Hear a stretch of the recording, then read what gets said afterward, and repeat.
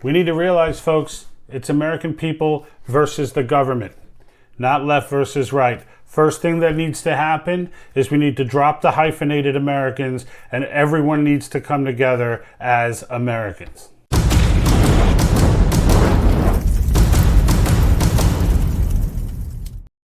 Hey folks, welcome to another video. So I want to start off here just by saying we do have some excellent videos coming up shortly regarding convention estates, and we want to make sure that everybody gets a look. So make sure you subscribe, make sure you get yourself, click the bell, make sure you get yourself ready to receive those alerts so that when we do put out this new content, you'll be one of the first people to get it. When you get it, share it with everybody you know. The biggest point right now and where we're taking this channel, Jack and I have talked about this, is really geared towards educating people for convention estates. It's a really big deal. We've realized now, look, we ourselves only came across this possibility some 8 or 9 months ago. And we have vigorously studied it. We've studied all the arguments against it. We know the arguments for it.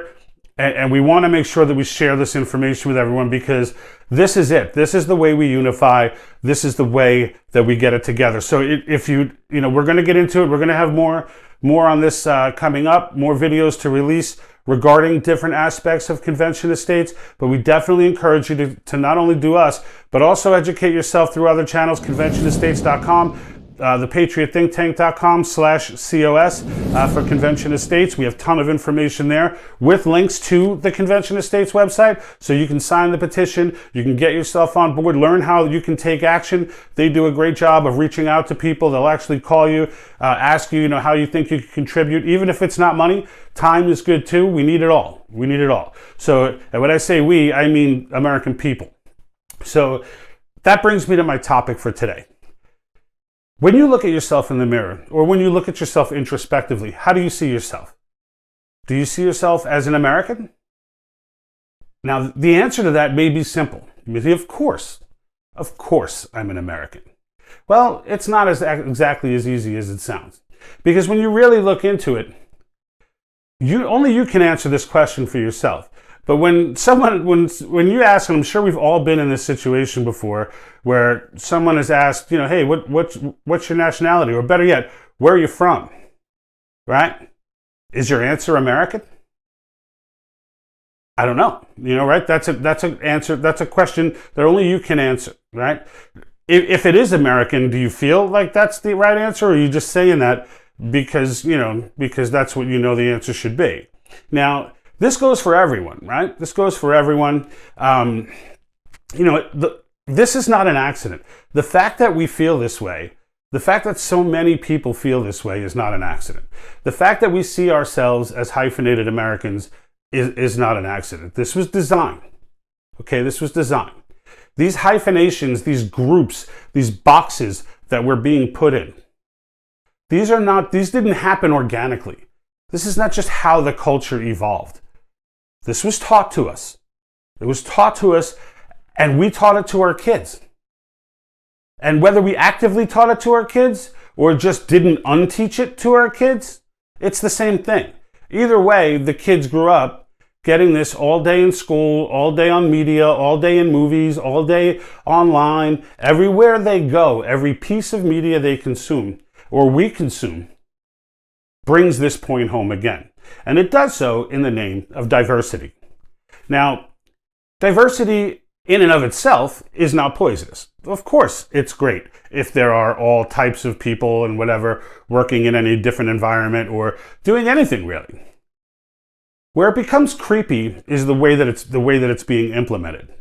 That's where the creepiness comes in, because it's not about celebrating organic diversity. It's about manufacturing diversity, right? And in order to do this, it's very important that generations be raised with that hyphenation. It's incredibly important. Now, you may already have arguments in your head as to why it's important to, because, and you'll go back like anyone would on any argument and start giving everything you were taught. So I'm asking you to look a little bit beyond that. I'm asking you to just right now ask yourself, were you ever taught the importance of unity? in these diversity discussions? Now, the answer to that is no. You may have confounded, you may have learned, and remember hearing about unity and this and that being a focus, and somehow merge the two together. But I can assure you that in the diversity classes or the diversity conversations that you're having in corporate America or you're having in a classroom, I guarantee you, I know, and please feel free to look it up. Unity is not something that they're going to talk about. And the reason for it is diversity and unity are not the same thing. And in order to keep us divided, in order to stop us from ever realizing the power that we have, it's very important that we stay divided. So these hyphenations are incredibly important. So I'm going to ask you something.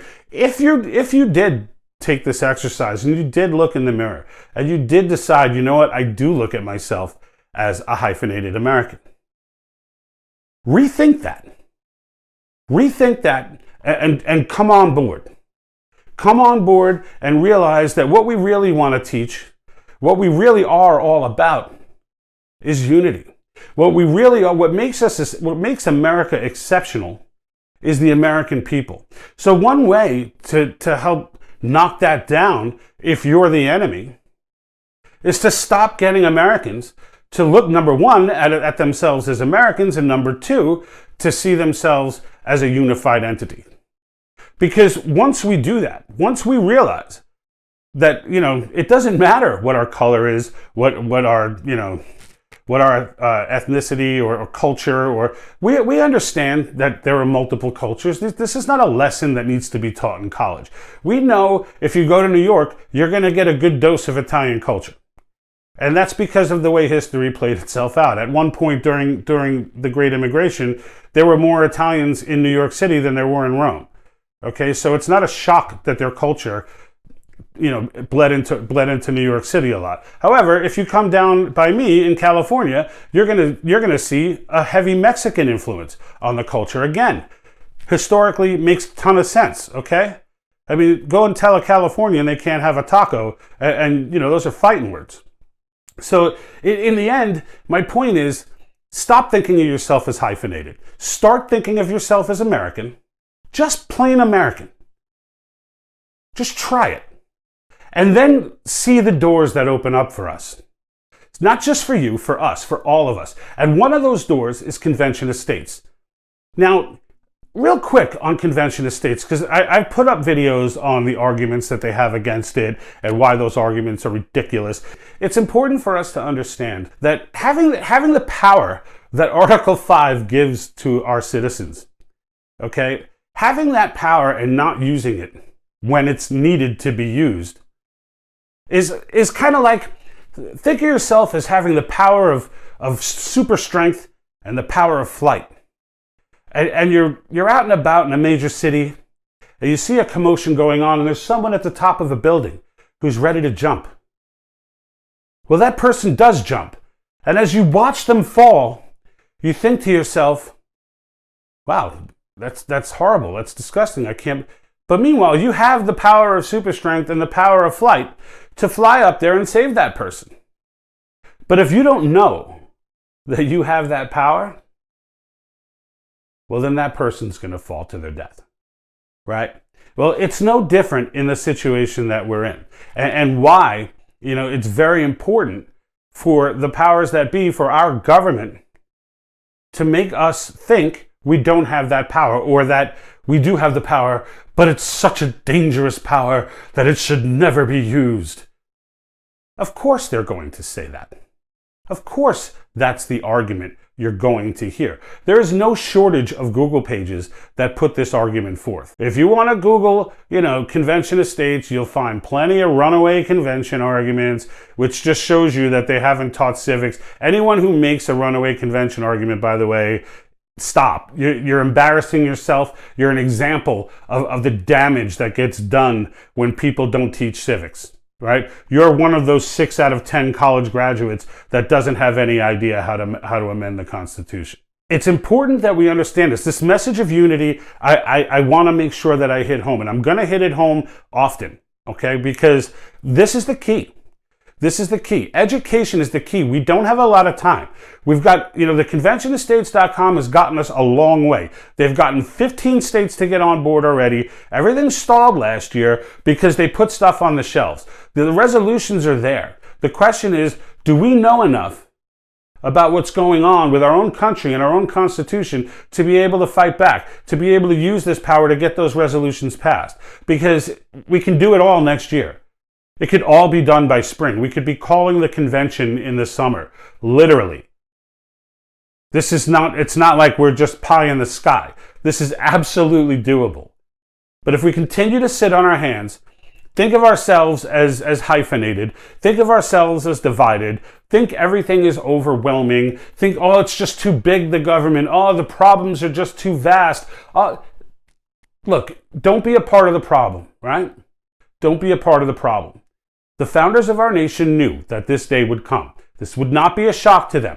They wrote Article 5 the way they did, specifically for this moment in history. Specifically. For people that want to tell you it's never been used, it's never been used because it's never been needed. There's only one reason to enact the Convention of States. Only one.